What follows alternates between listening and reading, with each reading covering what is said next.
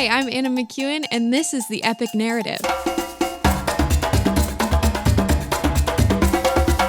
And now, my dad, Bob Switzer. Well, glory. Today's one of those continuation of this famous story of David, and I hope we complicated the early part of it enough for you. But I just, all last night I just kept thinking of Uriah in that final battle of his life, and how he didn't, did he know, did he not know? My imagination gets captured by these sort of things. Like, he was so confused as to why he was at the palace, and David clearly pushing him to go sleep with his wife.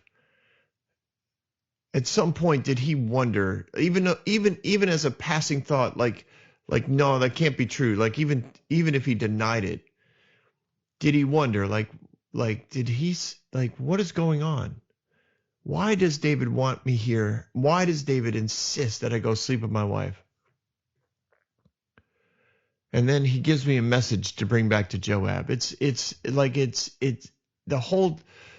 I think it took 2 days, right? So for 2 days he carries this message back to Joab. He has to be wondering, what is going on?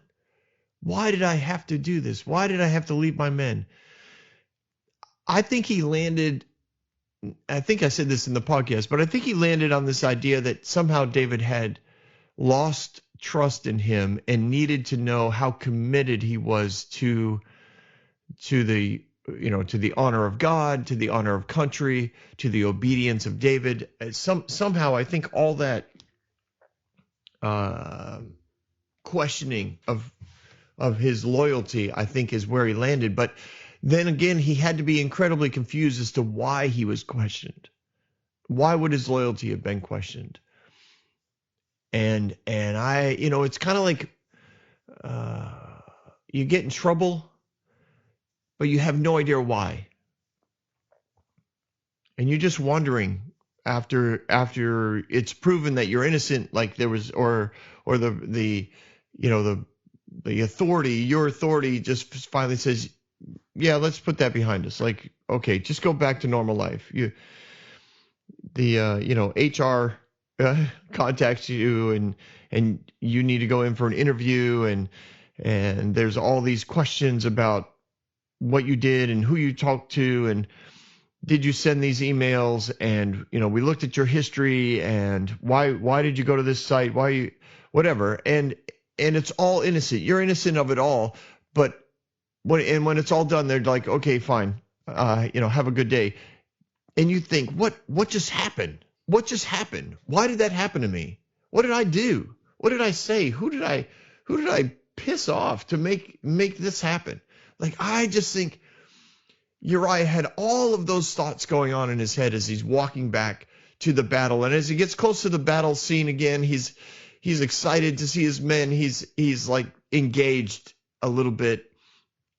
He brings the message to Joab. Joab reads the message, I think, in front of him, and then just says, all right, thank you. Go see your men. And Uriah is off to see his men, and then Joab goes through the necessary channels to set Uriah up, to put him in a very precarious and unsurvivable situation. And the enemy comes out of the gates. He has Uriah's team.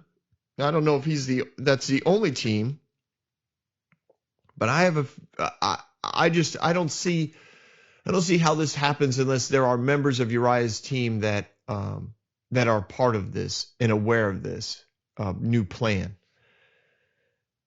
And they get close enough, because we know he's struck by an arrow. They get close enough to be shot at by arrows from the wall of the city that they're besieging.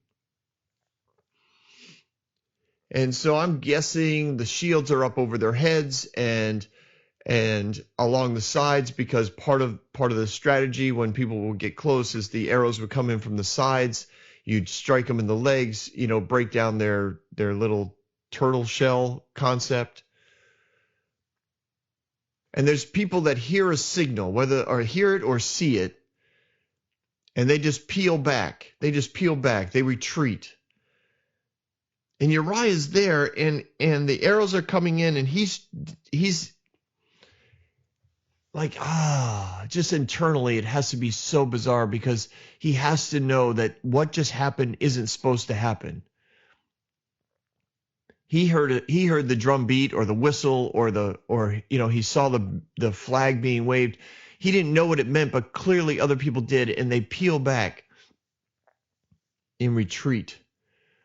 And he's left exposed. He's not the only one. They didn't leave him alone. They left him exposed because if you remember, the messenger says, a lot of people died and Uriah the Hittite fell. And although, clearly, according to the way that Joab instructed the messenger, David gets upset when his men die. But he said, don't let him get upset. Just remind him that Uriah the Hittite was one of the ones that died. And immediately David's reaction was, oh, well, that happens. Yeah, sometimes you die. It's war. Tell Joab everything's fine. Keep pressing in and, take the city. But, was there a moment, and this is the part that my imagination kept going back to last night. Was there that moment, if this was a movie and one of those really well directed and produced moments where you capture, I picture, the battle scene, the dust, the energy, the arrows, and then Uriah seeing and sensing that his defenses and other, his turtle shell is depleted. People are leaving. Does he have that moment? And that's what I'm saying in my head. It's that moment where for a split flash of a second, just before he's struck by the arrow, does he think, David did this? Like this was David. I've been commanded to die. And in that complicated moment, did he feel betrayed? Did he feel honored in some military loyal way, like David wanted me to die and now I'm dying? And I'm honored to do that because I love my country and I love my God and I love David and I love my wife. Like everything about him said, if this is what I'm commanded to do, then this is what I'll do. Like I don't know. I would love to know for sure, but then again, I love my imagination, so I love not knowing. So we have all of that goes on, and the battle, the besieging continues, and we just get basically we jump ahead. 2 Samuel 12, we jump ahead about a year.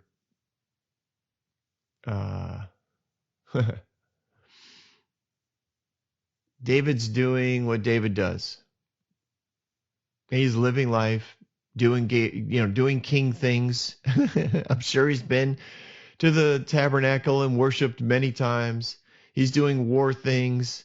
He's doing nation things. He's collecting supplies for the temple that he can't build, but one of his sons will. He's doing what he does. And it says the Lord sent Nathan to David, and when he came to him, he said there were two men in a certain town, one rich, one poor. The rich man had a very large number of sheep and cattle, but the poor man had nothing except one little lamb. And he bought it, and he raised it, and it grew up with him and his children, and shared his food, and drank from his cup, and even slept in his arms. It was like a daughter to him. There's a lot of brilliance in this story that Nathan brings out to David, and you have to remember. I think a lot of times when people have think about conviction, they think about guilt and they think about shame. They think when God convicts, like when the Holy Spirit convicts you, when God convicts you of sin, like you're going to feel ashamed. You're going to feel guilty. And I don't think conviction does that. I think when you are properly convicted by the Lord, it's about relationship. The Lord looks at sin as this, you open yourself up to destruction of relationship. You open yourself up to the loss of relationship, to brokenness in relationship with Him and with others around you that are impacted by the choice that you're about to make. And you're free to make that choice. So the conviction comes with an invitation to restore the relationship, to bring it back to where it was, to bring it back to where it should be, to resurrect. I mean, if it's been long enough and deep enough of a destruction, you could actually, you could say it's an invitation to resurrect the relationship. I literally had this happen to me last night. It was awesome. A rumor had started years ago. I guess I could say this. Yeah. So someone had left our church. I mean, it's not. I mean, I work at the church. I'm one of the pastors, so it is. I mean, I have personal. It's personal when someone leaves the church, but I don't get. Anyways, it doesn't matter. See, I was really running down this road. Okay, Bob, focus. That engineer in my head. So this family had left the church years ago, about 3-4 years ago. And when he left and the family left, it came back to me through rumor, because I didn't actually hear it from them, but through rumor, it was my fault. Now, when he had left, I was relatively new at the church. I'd come on staff about a year earlier. And I admit, I have a big personality, and when I'm excited, it's hard for me to hold that back. And I have learned to consciously hold it back, because it's booming, it's loud, it's enthusiastic. I've blown people away, I've offended people just because of my excitement. And I kind of did that when I started here. I was so excited. It had been such a dark time for me prior to my employment at this particular church. I had been fired from another church. It was ugly. It was harsh. I think I covered that actually in like the first or second podcast of this whole series. Enough about that. So when I came here, I was really fired up, and I just thought everything was going along great. It wasn't. But along the same lines, there were other things that this family wasn't necessarily tracking with, and so they left, which is, their choice. And we don't, by principle, we don't pursue people that leave. I usually do a little bit of a follow up to try and find out why, and then that's it. I mean, we try to learn from it, and we move on. We know we're not the only church on the planet. We know we're not the only people that can minister to people. Like, people can find other churches. It's actually a good way to approach it. So anyway, so these guys left, and I remember calling them about a couple months after they left, and I was just checking in, seeing where they're at. And, I got some information from them as to why they weren't coming, but it was all practical stuff. Well, family, sports, whatever. Everything was fine.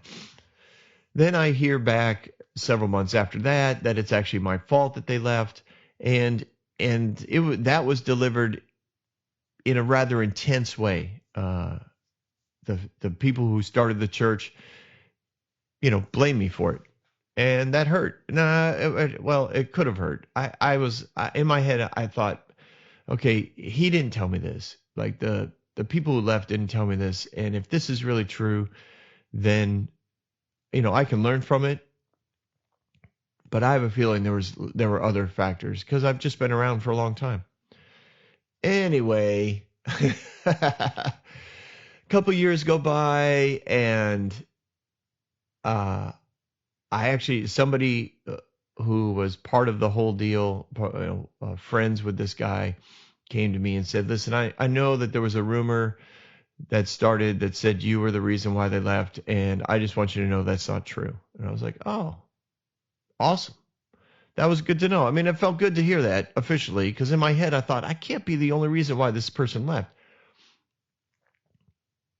But if I am, I am. Like, and I can't deal with it unless they're willing to talk to me about it. So that's that. I'm not going to deal with it through third or fourth parties. Like, that's just dangerous and crazy. Although some people try it, but it's never worked. It literally never works. So please don't try it. But then last night, the husband of the family actually had been kind of bouncing in and out of church for a couple months, and it was great to see him. And he was very cordial to me, and I thought this is good, because I kind of, I had heard that it wasn't my fault. It kind of feels like it's not my fault, like there really isn't anything between us. But then last night we got done, and he was like, Bob, can I talk to you for a second? I was like, absolutely. And I purposely sat down because I was like, I want to do this right. And we talked for a few minutes, and he goes, you might have heard this, that it was your fault that we left. And I just want you to know, I hope you're not holding on to any guilt from that. It wasn't true. There were a lot of things going on. There were a lot of contributing factors. You were relatively new, blah, blah, blah. It was just a really good conversation. And I was like, you know what? I really appreciate you doing this. This is awesome. He said, I should have just talked to you like I'm talking to you now. I should have just said, Bob, this, I have a problem with some of the stuff you're doing. Or he goes, there was no need to hold on to it and blame you for it. Because evidently they did blame me. That was the easy way out, right? I became their scapegoat when they originally left. But the truth was, it wasn't the reason why they left. And eventually the truth wins out, and awesome.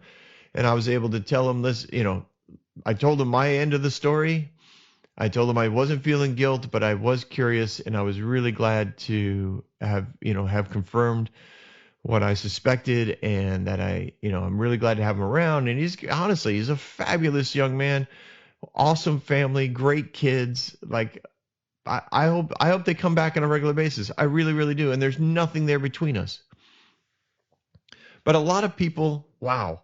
I'm sorry. I just looked out at the time, and it's like 17 minutes in, and I'm thinking, you literally haven't even started the story. Well, that's not true. I did read some verses. Oh, no. Oh. Why did you tell this story? I don't know. Ask the engineer. Engineer, Bob, why did I start the story? Oh, guilt. Yes. A lot of people believe that God convicts with guilt, that if they don't feel guilt, they're not feeling conviction. That is not the way God works. Guilt is not something God has in heaven at his disposal. It is not a weapon of God to use to help his people get closer to him. Conviction is something that he has in his tool belt, and it's a conviction that's based in love. And the love is an invitation that says, listen, there is something in the way of the full flow of who we are. There's something in the way that gets that we need to remove. And it's not like remove it because you're a horrible person. It's remove it because what it's doing is it's damaging. It's damaging relationship, and we can get rid of it. Like, God's goodness can come in and remove this. Your identity as a child of God, your identity as a prince of heaven doesn't involve this kind of behavior. It doesn't involve this kind of wrong principles that you're following. You can live without it. You'll actually live better without it. You'll actually be a better person without it, because when we remove this from you and we replace it with love, you'll become more of who you're designed to be. That's the conviction of the Holy Spirit. That's the invitation. Conviction is an invitation from God. It's an invitation for more. It's more of God's presence. It's more of God's love. It's more. That's what he invites you to. That's what he wants you to become a part of. More of him. It's an awesome thing. It really is. And it's not a demanding thing. Conviction doesn't come in and say, do this or die. Conviction comes in and says, this is an option for you. You can choose life, or you can continue to live with this in your life. It's not that you're living in sin, it's that you're living with it. You're damaging relationship here. Your awareness of God's presence is going to become more frustrated. It's going to become more convoluted, more dim. Your ability to see things from heaven's perspective is going to dim. Your relationships are going to be damaged as even if you look at them and say everything's going great, it's not as good as it could be if love isn't involved at its maximum level. Eventually, you're going to see the damage that's done by it. So when Nathan comes in, back to the story. It says the Lord sent Nathan to David. And it's like David just launches into this story. But I have to wonder, like, what was the atmosphere? What was Nathan's attitude? I know that there are many who bring Nathan in as the hammer. Like he comes in like an angry Thor. He brings the hammer of God's conviction. He brings the thunder and the lightning of God, the judgment of heaven, because he is the prophet of God. And a lot of times, speakers who like to present Nathan that way consider themselves the same thing. They like to consider themselves the voice of God's judgment. They want to be the hammer. They want to be the thunder and the lightning in your life. They want to be able to convict you and direct you in another way. They want you to feel the weight of the sin that you have stepped into. It's just interesting.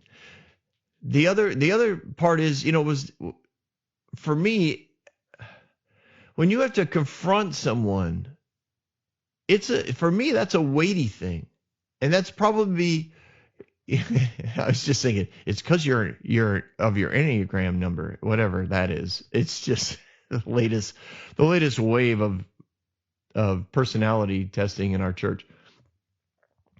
And what's weird is Enneagram's been around for like several hundred years. It's been developed and redeveloped and repackaged and all that kind of stuff. And it's fine. It's a fine personality thing, whatever. Anyways, that's what went through my head. Well, Bob, you're wired for people. And so, yeah, you feel bad when you have to go confront somebody because you know that it's damaging. But the potential, I guess, when I have to confront somebody, and it's not very often because I believe you can convict without confrontation. I think you can, if you do it well, you can ask the questions necessary to bring people to the same conclusion that Holy Spirit has. And when they stand there, they get to make the choice. And you don't have to guilt them into making, quote, the right choice. You can just invite them to make the choice. You can lay it out for them. And then you can walk away and say, all right, well, that's what you're doing. That's your choice. I just wanted to take an opportunity to talk to you about what's going on, I just wanted to take the opportunity to expose to you the damage that's occurring to the relationship that you're in or the relationships around you. It's really, man, to do this well takes a lot. Like you got to prep for this. You got to put things together. And so, yes, did the Lord send Nathan to David? I think so.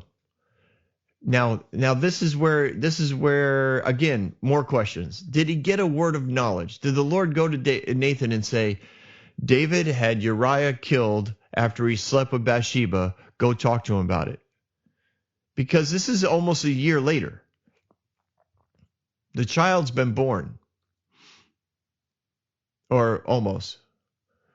The son born to you will die is what Nathan ends up saying. Anyways. So it's not okay. So it's maybe not quite a year. It's 9 months. It's close. Bathsheba is well impregnated at this point, or close to giving birth. And when he goes to see David, I want to say it's close to a year because of the way the chapter ends. Because there's war going on, so this is probably again in the spring of the next year, maybe early spring. Maybe Bathsheba got pregnant during the summer, late summer, as the battle raged on, as they had besieged the city for several months. But Nathan comes in, and I don't know. Like I said, I don't know if God told him this is what David did 9 months ago, and I need you to go take care of this, or if Nathan heard the stories, if Nathan had heard the rumors. There's so many people involved in the calling of Bathsheba, in the night that they spent together, in the interactions with David and Uriah. There's literally like 100 people that have been involved in the sleeping together and in the cover up. And I can't believe that somebody didn't talk to somebody else, because you first talk to people you also know are involved in this. And then based on their reactions, maybe you talk a little bit more. Maybe somebody sees you talking together and says, "Hey, what happened?" Or "What were you guys talking about?" Nothing. And then there's others who just, they're so hurt by it. They're confused as to why they were involved in this cover up. They don't understand why David behaved this way. And their significant other or their wife or their children or somebody says, "What's bothering you? Something's really bothering you. What's going on?"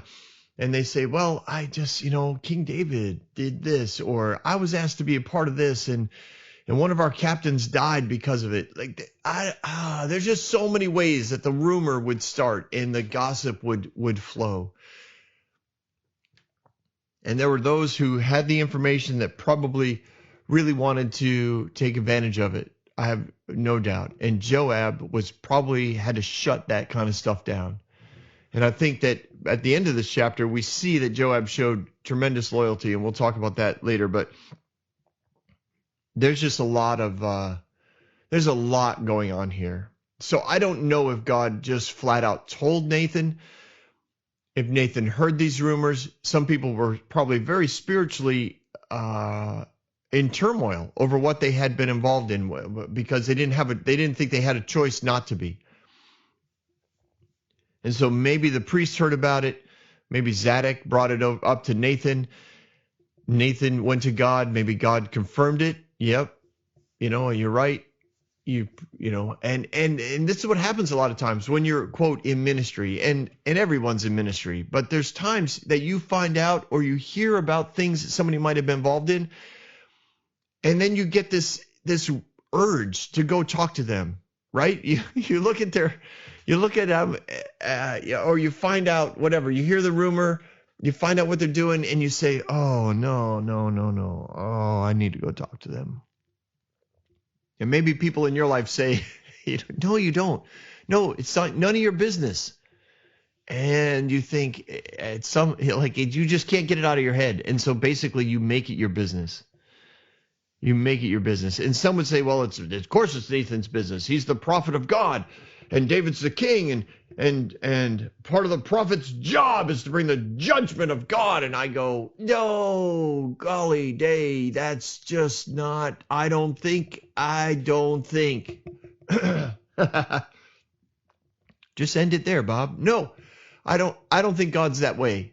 And I do understand that if you think God is a wrath-filled God, whose judgment is that of death and destruction, then yes, you would think the prophet of God was to bring that to the people, that his job is to bring judgment. And like I said, a lot of people who run ministries and run churches believe themselves to be the prophet of God, even though, even if theologically they don't believe in prophets, they believe that part of their job is to bring the conviction and judgment of God on their people for sin. And if they hear that there's sin in your life, if they hear that you're cheating on your wife, or that you're taking drugs, or you're beating your children, like whatever, they'll step in and they pull a Nathan, what they think Nathan did here, and they bring the judgment of God on you. And they preach this passage often like that. Like, it's not a job I want, but it's a job I have. I have to convict you. That is the job of the Holy Spirit. It has always been the job of the Holy Spirit. And I believe the prophet here gets involved because he has to. Like, internally, he has an opportunity to invite David in. But when he finds out what happens, when he confirms what happens, when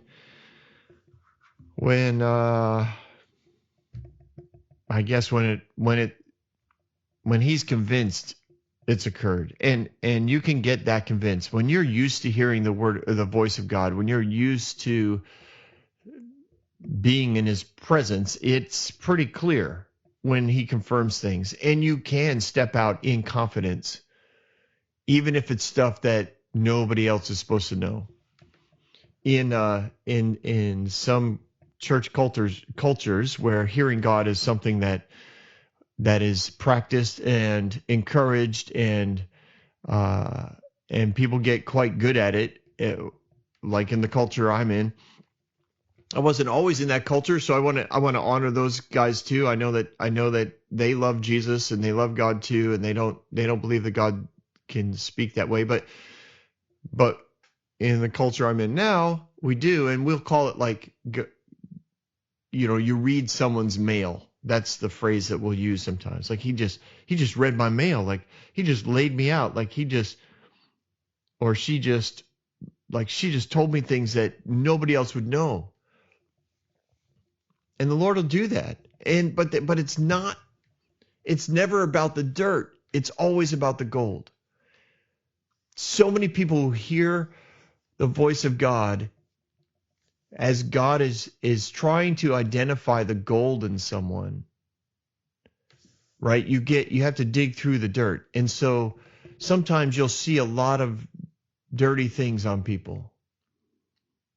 Like, I've sat with people and I've thought, wow, like, clearly this person is overwhelmed by porn. Like, they are addicted. And I don't look at them and say, God told me that you're addicted to porn, and that's just a really bad situation, and you're doing this, you're destroying this, you're destroying that. You have, set yourself up to be to get all these negative impacts that can happen when you're addicted to porn. You're going to deal with this. I don't need to do all that. Instead, my role in conviction is to invite them into a greater sense of identity of who they are. That's my role. And so I will bring out of them, I will call out of them the purpose that God has for their life. And then I will say, because of who God made you to be, because of what he's setting you up to do, like, you need to be careful of the behaviors that you have that could jeopardize that, or at least hinder that, or frustrate that, or give the enemy access to you in such a way that when you are successful, you could end up being blindsided by something. Like, this is, and I don't need to identify the addiction. I don't need to look at them and say, your porn addiction is going to destroy your life. I don't need to. I need to invite them to a greater awareness of God's presence, because God's presence is what's going to break that addiction. And God's presence is what's going to increase their identity and purpose. And that's where I need to step in. And Nathan, I think, was quite conflicted. I think Nathan, confirmed one way or the other. Nathan got the information from God. He confirmed the information from God. And he steps into it. And he tells David a story. Again, I think he prepared the story. I think at first, I mean, if he's anything like me, and I know, like all of us have to do this imagination thing through your own personal life. And so for me, he would have talked out loud to himself a lot. He would have said, all right, how do I do this? How do I do this? And he would have rehearsed it, and he would have rehearsed it. And eventually this is what he came up with. Now, I think Nathan also has a great sense of justice and a sense of defending the innocent. And in his awareness of what David did, Bathsheba comes off innocent. And we covered that in the last podcast, like just her presentation in the story, in the way that it's the traditional writings and oral traditions of rehearsing it. The lack of her response shows a lack of her responsibility. She did not hold responsibility. People did not look at Bathsheba and think she shouldn't have been on the roof, bathing at that time of day. She knew the king was home. She knew he'd like to walk around on the roof, and she's out there bathing. None of that falls on Bathsheba. And I think Nathan internalizes what occurred and what he confirms has occurred, and part of him becomes involved on a personal level. He looks at what's going on and he says, this isn't right. This is not right. This isn't right. Bathsheba was raped. Bathsheba becomes a widow because of David, because of David's pride, because of David's arrogance, which is almost the same thing, because of David's selfishness, also the same thing, because David was a bad man. David made a really bad choice. And all these negative things happened to Bathsheba. So David comes up, or not, Nathan puts together this story. I have a feeling that Nathan was a storyteller when it came to his, quote, we'll call it preaching. But when he would stand before the people, I think he told story, because this is how he approaches David. I don't think this is the only way to approach David. He could have come in any different way. He could have just started asking questions. Hey, David, about 9 months ago, were you walking on the roof? Did you see something, someone? And what did you choose to do? Like, what was your choice? How did you approach that evening? Or he could have said, hey, David, do you think it's right for someone with multiple wives and concubines to also rape women? Like, what would you do if someone in your military or someone on your staff, raped a girl? What would you do with that? And just let David, respond. I mean, I don't know. There's more than one way to approach this. Nathan could have done a number of things. He approaches it with a narrative. He tells a story, which is powerful, but I also think it's kind of in his wheelhouse. I think it's what he's used to doing. And I don't sense in the nuances of the language, there's nothing in this language that makes David concerned. Like when Nathan shows up, David doesn't wonder why. He doesn't say, Nathan, what are you doing here? Nathan came and went in and out of the court of David often. He would have been an open invitation type of person. Nathan went to the tabernacle and would worship. David would have found him there periodically. And they probably had over the last 9 months or a year. They probably had hung out. They probably had laughed. They probably had worship together. I don't know if David ever thought this is done. Maybe he did, maybe he didn't. I don't doubt that David believed that God was with him because he always believed God was with him. I mean, honestly, that's an awesome approach to life, to believe that God is always with you. Like that's just easy. I think that's I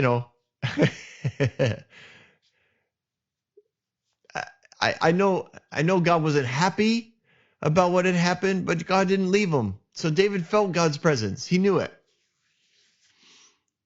And he interacted with it. And he was still doing, like I said, he was doing his thing as a king. So he had seen Nathan. This was not like a surprise visit. It wasn't out of the blue. Nathan comes into the court. He's probably hanging out. He's waiting for the right time. Man, when you're gonna confront somebody, timing is so important. And people who confront well understand that. I mean, all communication is impacted by your timing. And it's really important that you do it well. And I often, when I'm brought into a confrontational situation, I don't think, well, good, like this is what I'm good at. I think, wow, I've been invited into this.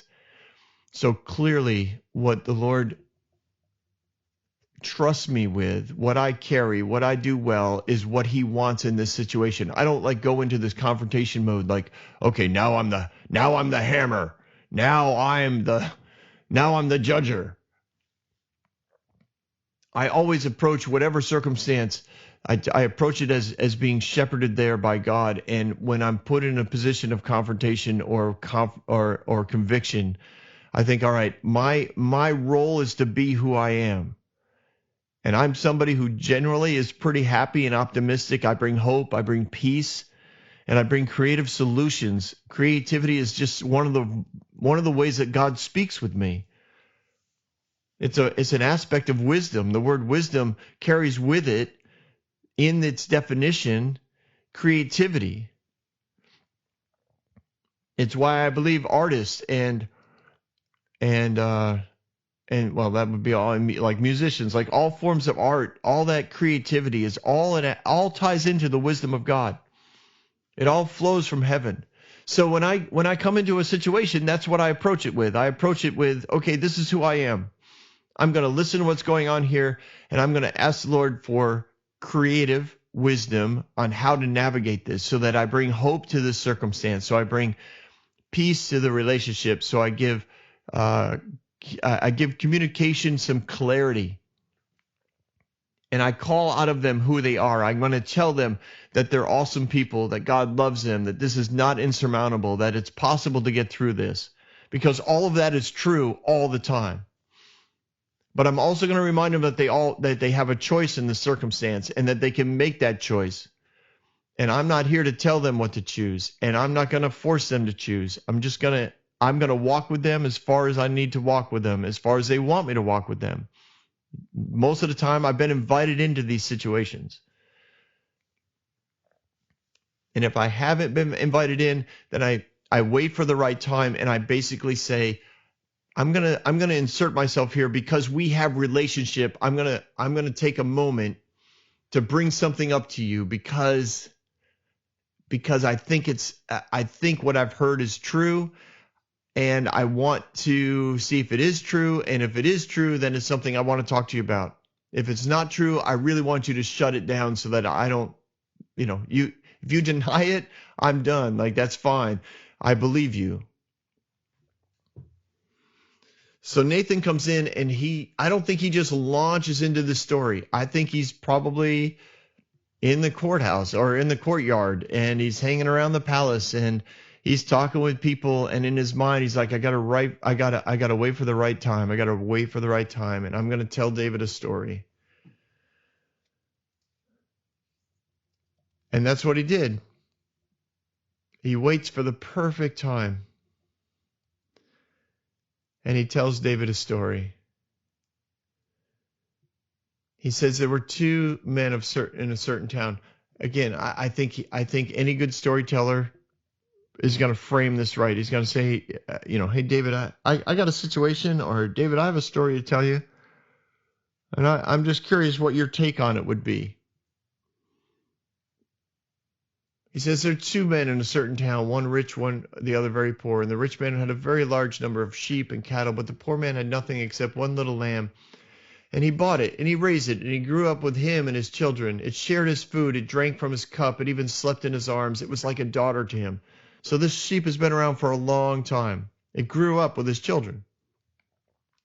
They probably, sheared it at least once a year. I think they shear twice a year, actually, a spring and a fall shearing. I could be wrong on that. Now a traveler came to see the rich man, but the rich man refrained from taking one of his own sheep or cattle to prepare a meal for the traveler who had come to him. Instead, he took the ewe that belonged to the poor man and prepared it for the one who had come to him. Now, the nuances of this story is that he stole it from him, probably because it was understood that the man probably lived on the rich man's property. He probably was one of the workers that provided some service for the rich man, whether he was a carpenter. I don't think he was a shepherd. He probably would have had more than one sheep, but he was probably, he might have been a farmer, he might have been a carpenter, he might have been a servant in the house. It doesn't really matter. But he took whatever money he had years ago, and he bought a little lamb so that they could have kind of a family pet. Because lambs are incredibly loyal. They get we'll call it imprinted on their owner, and they stick with them. It's one of the things that a good shepherd does. He makes sure that the lamb knows his scent and knows his voice, and the lamb stays close to them. And it's a beautiful thing. I suppose at times it's annoying as well, because if you've ever had an animal that won't leave your side, you can triple over them and that sort of thing. But this lamb was something he loved. It was something he spent a lot of time with. It waited for him at the door. It followed him in and out of the house. And sometimes if it was a cold night, he'd take the lamb in bed with him, and the lamb would just sleep right next to him, keep him warm all night. It was awesome. The lamb probably did the same thing with the children. They probably all slept in the same bed or close to it.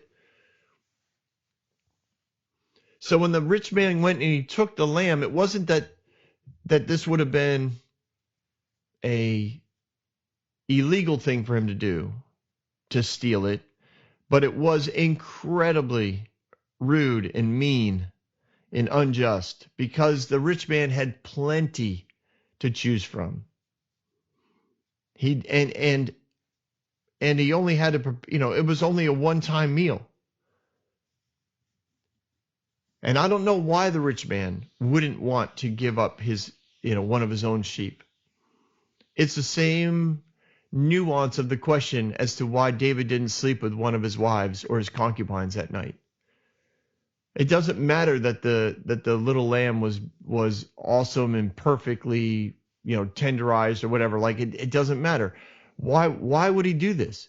There's something incredibly unjust and unfair and rude and it was a bad situation for the rich man to do this to the poor man. And all of those nuances David would have picked up on, all of the influx of the language, all of the cultural impact of what has happened in this story, David would have identified with it all. He identified it as a shepherd. He identified as a poor man. He identified as the rich man. He identified as someone who was in love with sheep and grew up with them, because he had sheep that were that close to him. Like, all of this makes sense to him. To be unjustly taken advantage of by rich people, which he had experienced as a child and as a young teenager, to be mocked and made fun of. He knows what that's like. He knows when everything you have, the rich, those over you, make sure you don't actually have it. Like, it doesn't actually belong to you. It actually belongs to them. because you're worthless, you're of no value. And yet you know internally you have value. But it's so hard to remember, and it's so hard to know because people keep reminding you don't. And then things like this happen to you, and it's like, I just, I wanted that. I believe that was mine. Like that was the one thing that was bringing me comfort, and now it's gone. David would have tracked with all of this. And David's reaction is something that is David's reaction. And I've been going on for a little bit here, so we're gonna hit David's reaction next week. But this is a big day, because confrontation and conviction, when it really comes from heaven, it's something that brings you hope, and it's something that brings you creative solutions and develops a deeper relationship with people. It doesn't leave you empty. It doesn't leave you cold. It doesn't leave you guilty and shame-filled. The conviction of God is something that is really powerful and inviting. So I invite you to come back again next week on The Epic Narrative. Have a good day, everyone. Hey everyone, thanks for listening. If you like what you heard, you can subscribe to this podcast on any platform you use.